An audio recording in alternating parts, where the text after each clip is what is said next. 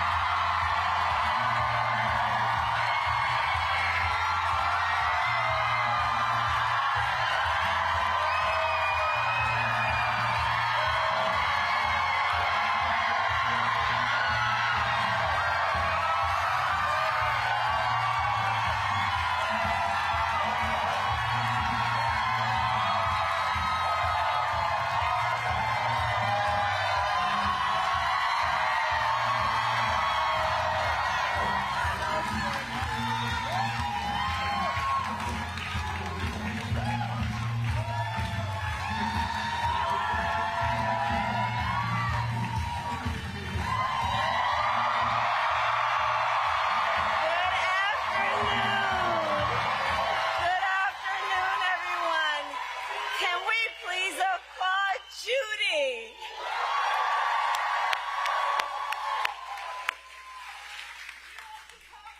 I love you back. It's good to see so many friends. It is good to see so many friends. And I want to thank you. Thank you. And let's please thank you. I love you back.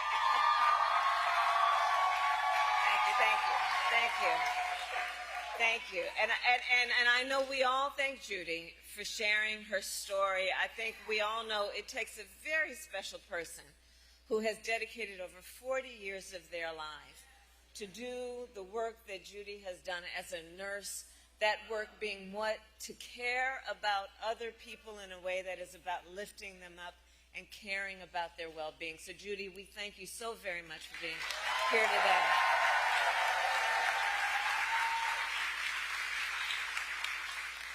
I want to recognize the incredible Governor Wes Moore.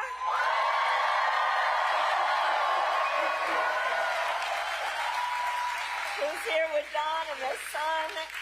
And Wes, I'm so thankful to you for all that you do in service to our nation in so many different ways, and your friendship, but in particular, to share such a personal story as you have, and I know it takes a lot out of you to share that story, but to do it in a way that is about lifting up other people and helping, hopefully, others who are not in this room, understanding how real people are impacted every day about this issue and by this issue.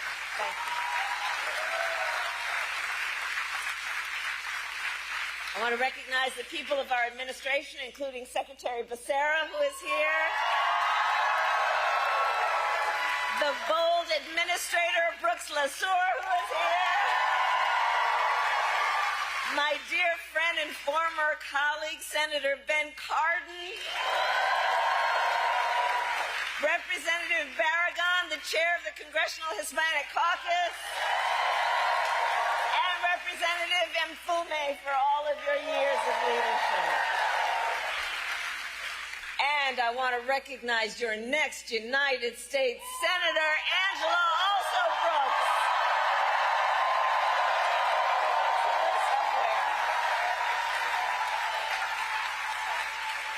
And I've worked with her over the years. I'm telling you, Marilyn, you're going to do a great thing when you send her to the United States Senate. And, of course, I could speak all afternoon about the person that I am standing on this stage with.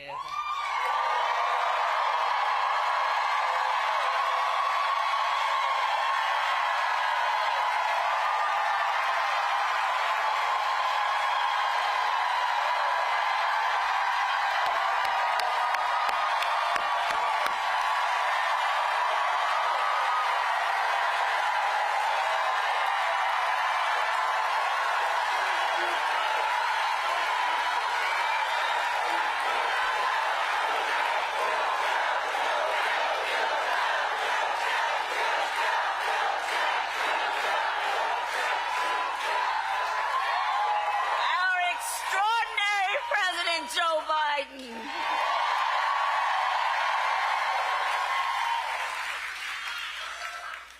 And he's going to speak speak in a minute, but there's a lot of love in this room for our president.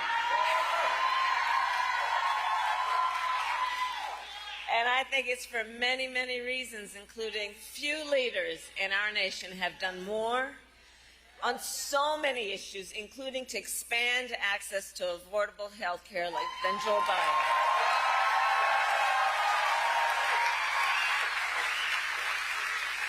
And today we take the next step, thank you, Joe, forward in our fight. Thank you, Joe. Thank you, Joe.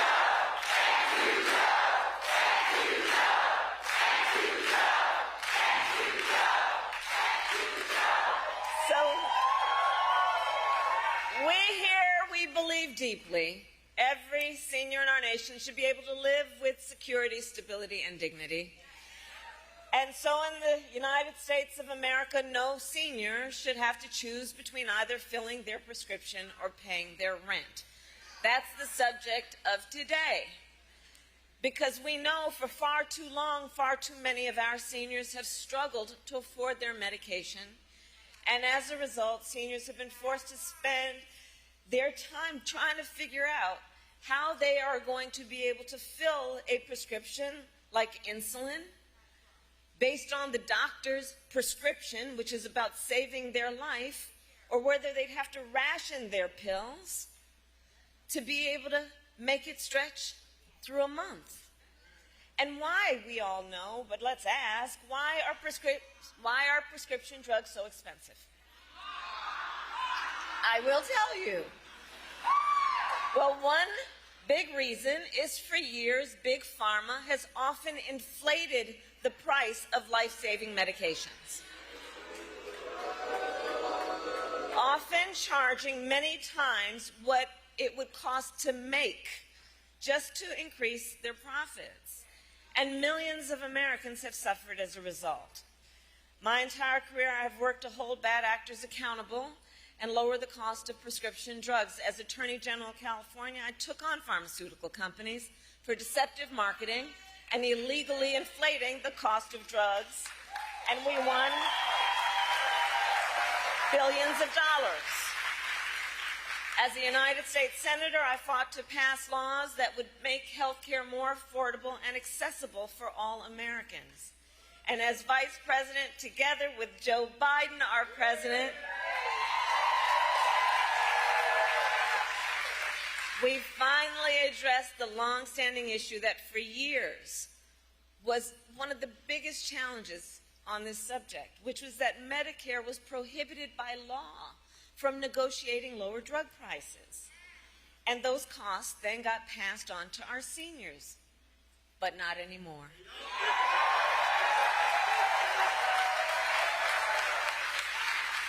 2 years ago, we gave Medicare the power to negotiate lower prescription drug prices for the first time in history. And here is why that matters. It is nearly impossible for a patient to negotiate lower prices by themselves. Just think about that. Somebody who needs the medication, who may be suffering from a serious illness, that they would by themselves be able to negotiate against a big drug company to lower their prices is virtually impossible. It's one person against a huge corporation. But Medicare represents more than 65 million people. And so Medicare has collective bargaining power. And now Medicare can use that power to go toe-to-toe with Big Pharma and negotiate lower drug prices.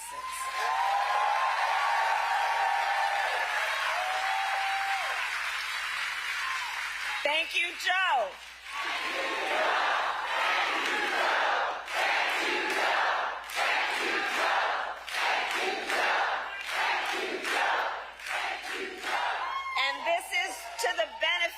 Of not only tens of millions of people on Medicare, but also millions of Americans on Medicare who have long-term disabilities. And understand, as a result of our negotiations, the government will also pay less than for prescription drugs. And think about what that means in terms of helping taxpayers save money, whether or not they take these medications. So all of this is to say, 2 years ago as vice president, I was proud to cast the tie-breaking vote that sent the bill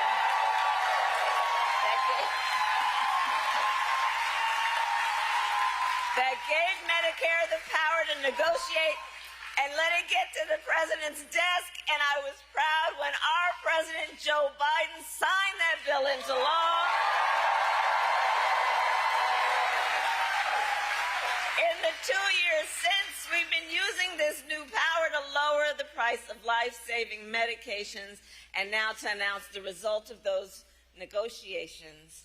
It is my eternal and great, great, great honor, I have to tell you, to serve with this most extraordinary human being and American and leader, our President, Joe Biden.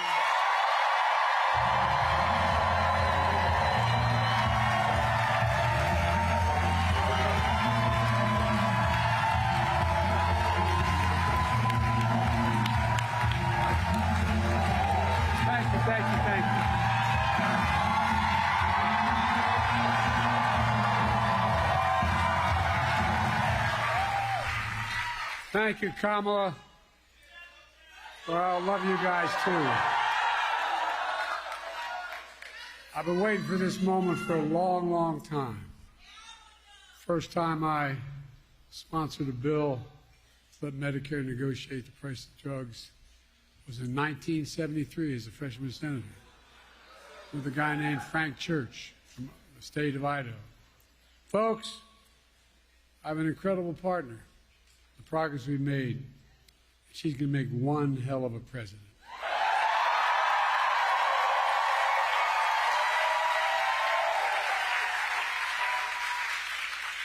And Judy, thank you for sharing your story. It's a really one for far too many Americans. People like my dad used to lay in bed at night when they lost his insurance as the company he worked for, staring at the ceiling.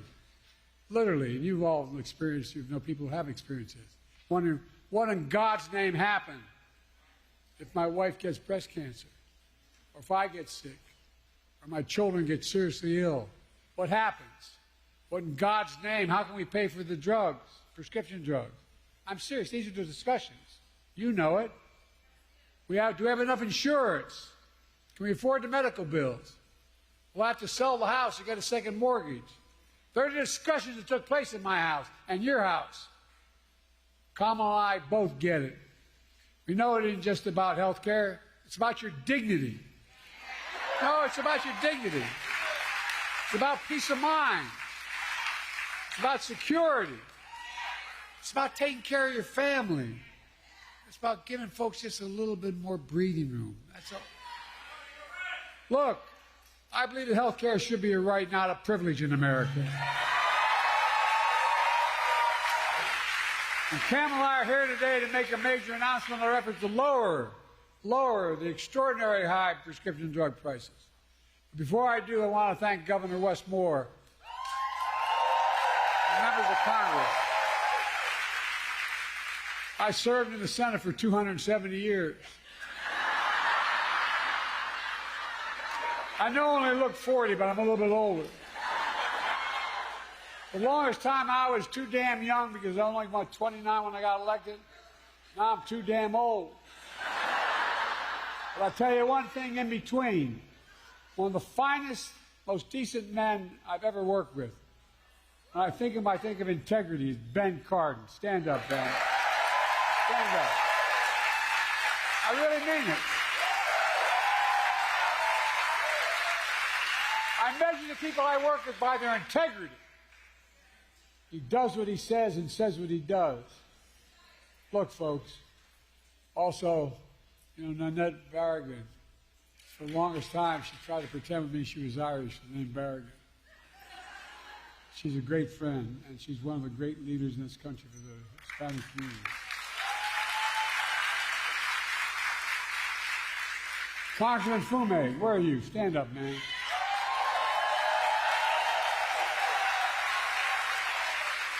I've never once gone to this man and asked for help and I haven't gotten it. Not one single time. Thank you, pal. Thank you.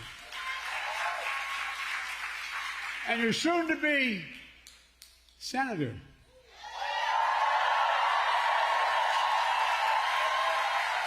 Where is she? The hell of a lot easier job than being a county executive. I was a county official.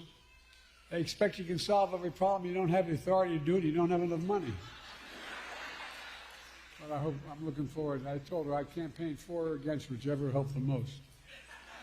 Along with members of my administration, Javier Becerra, HHS, Administrator Brooks Fassell, CMS administrators here today. And let me say something. We're all thinking about my good friend, and he is a really good friend for a long time, Steny Hoyer. He represents the western shore of Delaware. You all think we're kidding. We have that fight all the time. I wish him a speedy recovery. I understand he's doing well. Folks, this is a fight all of us have been fighting for a long time, taking on Big Pharma. We pay more for prescription drugs. It's not hyperbole. We pay more for prescription drugs than any advanced nation in the world. I could take you out on Air Force One, and if you have a prescription from a drug company in America, and fly you to Toronto, Canada, fly you to Paris, France, fly you to Belgium, fly you anywhere around the world, and get you the same prescription filled for the same company for 40 to 60% less than we pay for it here. Too many Americans can't afford the drugs they badly need for life and death. So they skip doses, cut pills in half, forego prescriptions entirely because the prescription drugs are totally unaffordable. The woman you all met, the nurse you just met, she's paid $900 a month. Well, guess what, man? She's going to pay nowhere near that. $9,000. She's going to pay, guess what? Beginning January, every single prescription drug she has, including, God forbid, if she needs a really expensive drug like a cancer drug. Maximum she ever has to pay is $2,000, period.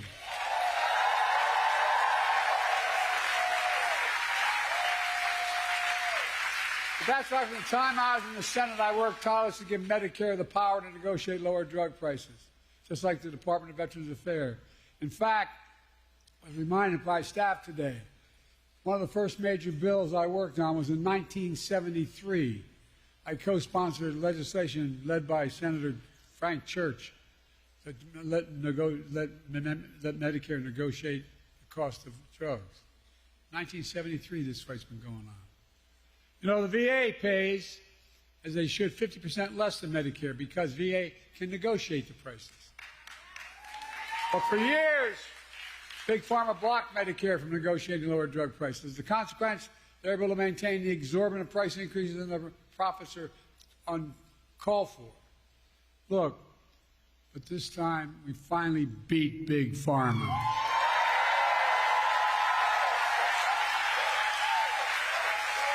And I might add, with no help from Republicans, not a single Republican voted for this bill, period, not one in the entire Congress.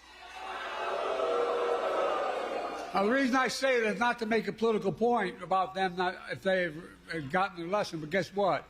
The guy we're running against, what's his name? Donald Dump or Donald, whatever. They want to get rid of this, what we passed. They're fighting to get rid of what we've just passed. No, I'm serious. No help from Republicans passed the Inflation Reduction Act thanks to the tie-breaking vote of Kamala made it possible. Folks, it really matters.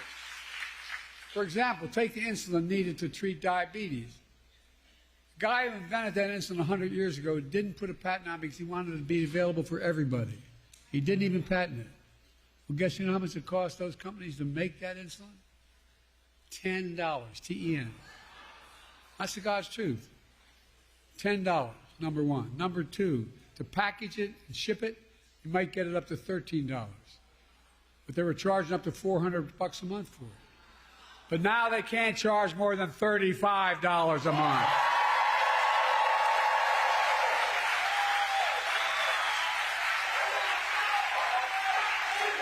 It's a big deal.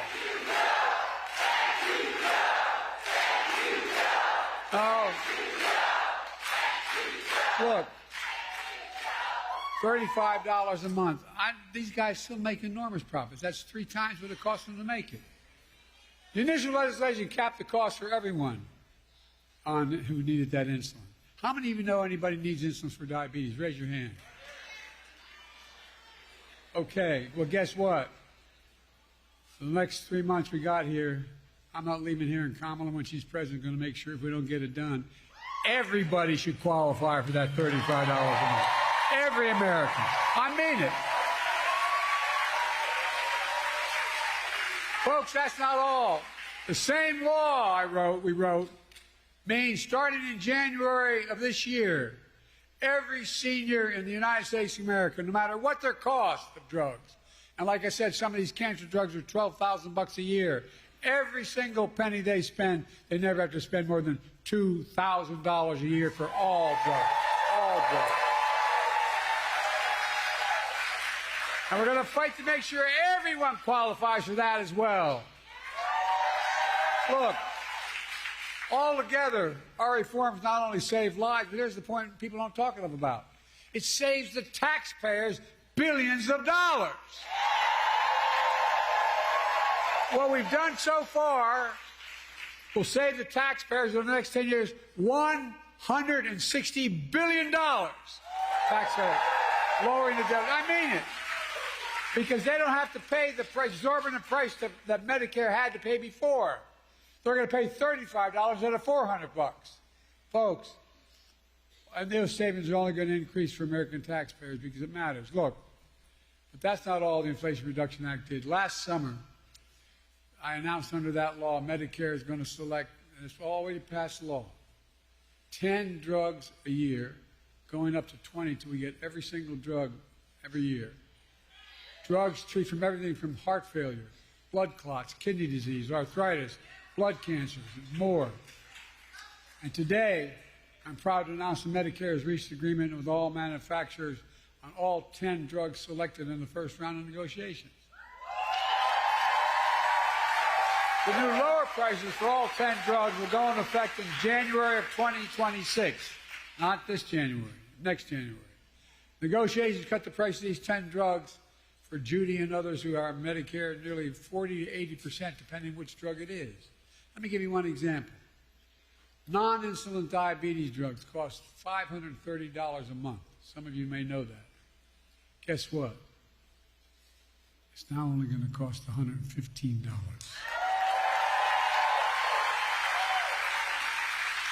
By the way, these new prices on 10 drugs will cumulatively mean $1.5 billion less out of pocket for patients to the drug companies. Lower copays for many of the 9 million seniors who take these drugs. But that's not all. We're also saving the American taxpayer because of the new changes, $6 billion a year, because Medicare won't have to pay out them. Imagine that. $6 billion a year. But we could do that for child care and health care and so much more. We're just getting started. Under the law I signed, Medicare can negotiate lower prices for another 15 drugs next year, 15 the following, and 20 after that till every drug is covered. That's the law. Now. This is another really big deal. It means that Americans can save more money on from life-saving medications they need and deserve, and bring peace of mind. It's hard to explain. Kamala and I are going to keep fighting to lower the prescription drug costs for everyone, not just seniors. It's a fight that we have to continue. Folks, but guess what? Surprise, surprise. Big Pharma doesn't want this to happen at all. The pharmaceutical industry last year spent $400 million lobbying the Congress to stop this. $400 million. Worked pretty well. They didn't get one Republican voted against them. They all voted for him. Republican allies stuck with them. And the ability of the federal government to negotiate lower drug prices was tried to be stopped. But Kamala and all of us in this room are going to keep standing up for Big Pharma. I fought too damn hard to yield now.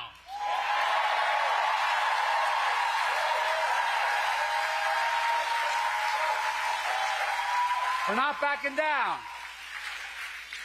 And get this. You may have heard about the MAGA Republican Project 2025 plan.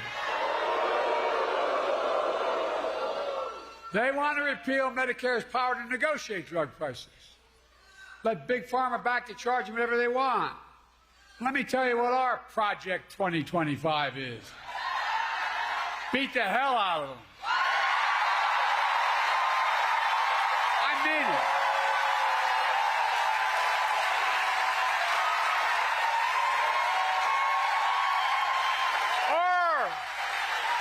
In January 25, total prescription drugs costs will be capped at $2,000, no matter how expensive they are. And some are expensive as $12 a year, $12,000 a month, I should say. Kamala Harris and Democrats in Congress will make sure that $2,000 cap covers everyone, not just seniors as well. Insulin costs, that's $35 for everyone, not just seniors. Our Project 25 will lower prescription drug costs for you, your families, instead of handing Big Pharma a big blank check. And look, and in the process,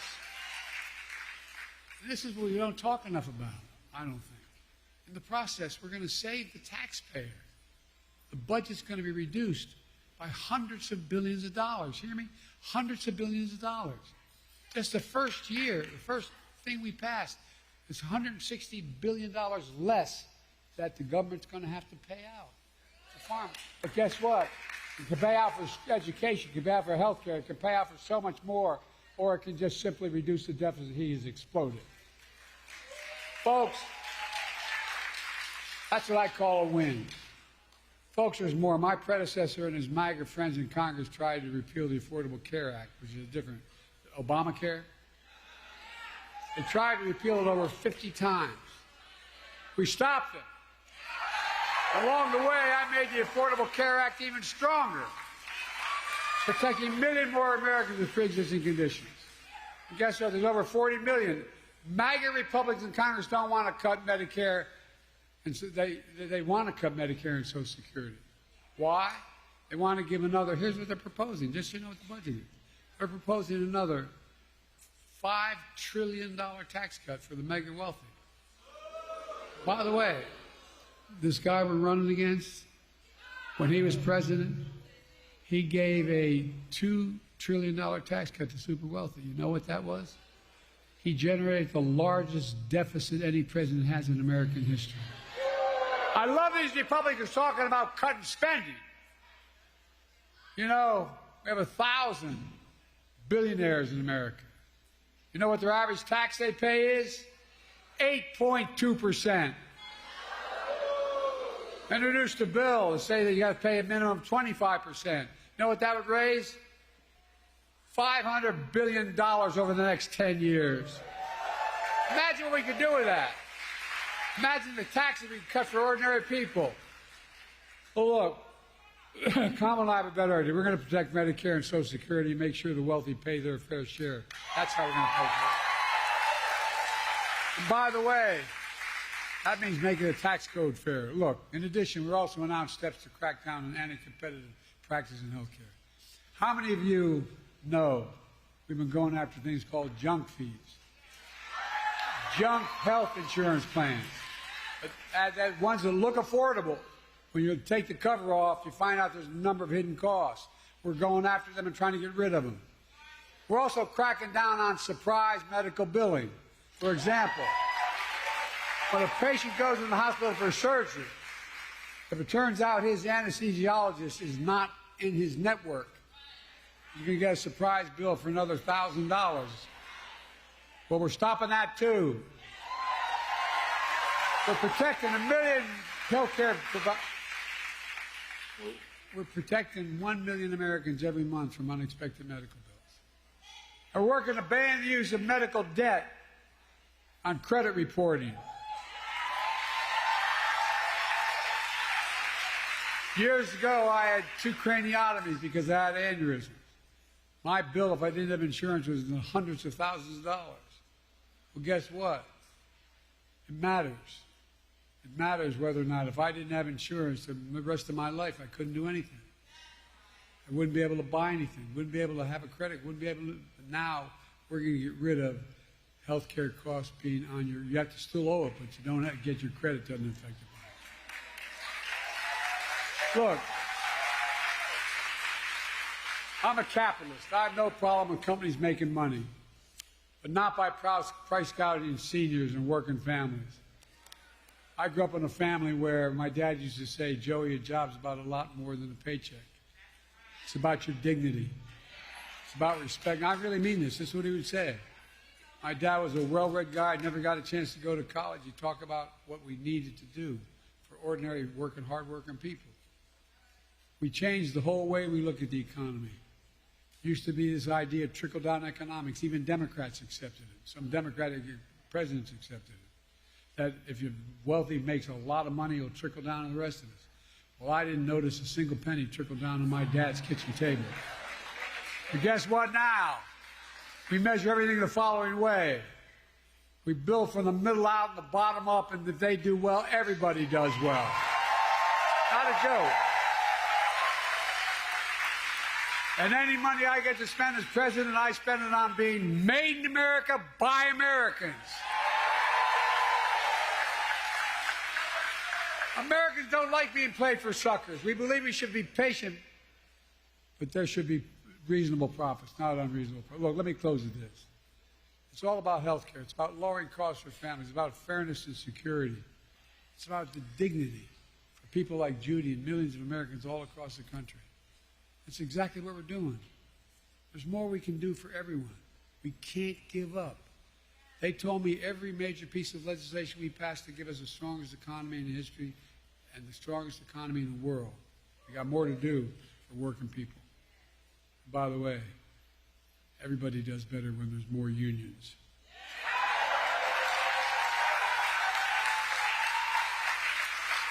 But we're finally getting it done. We can't stop now. We just have to remember who in the hell we are. We're the United States of America. There is nothing beyond our capacity in this country. We work together. Nothing. I'll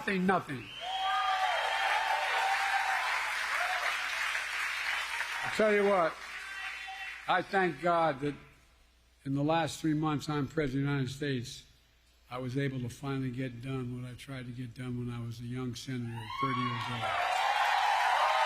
Thank you, God. Thank you. God bless you all, and may God protect our troops. Thank you.